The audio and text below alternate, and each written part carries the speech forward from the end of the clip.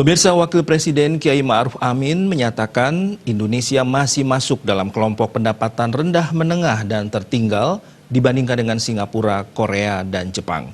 Wapres menegaskan angka kemiskinan, ketimpangan, dan pengangguran masih termasuk dalam kategori tinggi dan harus diturunkan.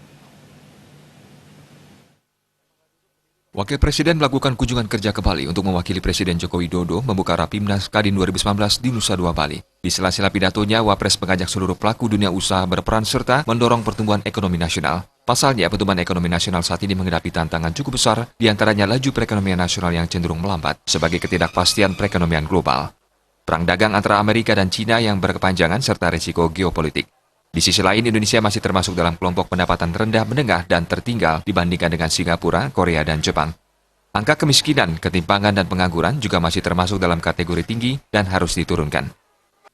Pertumbuhan perekonomian nasional Indonesia saat ini menghadapi tantangan yang cukup besar. Di antaranya laju perekonomian nasional yang cenderung melambat sebagai akibat ketidakpastian kondisi perekonomian global, perang dagang antara Amerika Serikat dan China yang berkepanjangan, serta risiko geopolitik.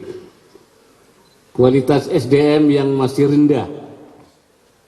Menurut data Bank Dunia, World Bank, Indeks Modal Manusia, indikator kapasitas dan kualitas SDM sebuah negara dalam membangun ekonomi, Indonesia termasuk dalam kelompok pendapatan rendah menengah dan tertinggal dibandingkan dengan Singapura, Korea, dan Jepang.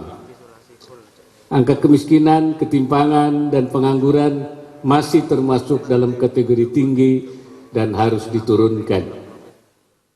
Untuk menghadapi tantangan tersebut, Wapres menegaskan diperlukan adanya sinergitas dan usaha bersama antara pemerintah pusat, daerah, Badan Otoritas Bank Indonesia, OJK, dan para pelaku usaha maupun industri untuk dapat meningkatkan daya saing dan terciptanya kepastian usaha yang lebih sehat. Untuk itu, Kadin dan pelaku usaha diharapkan dapat memainkan perannya melalui pemberdayaan dan penampingan UMKM agar mampu naik kelas, pengembangan bisnis startup, dan perluasan pemanfaatan penggunaan teknologi digital e-commerce. Ari Wiratmaja dan Kadek Saputra, Bali TV.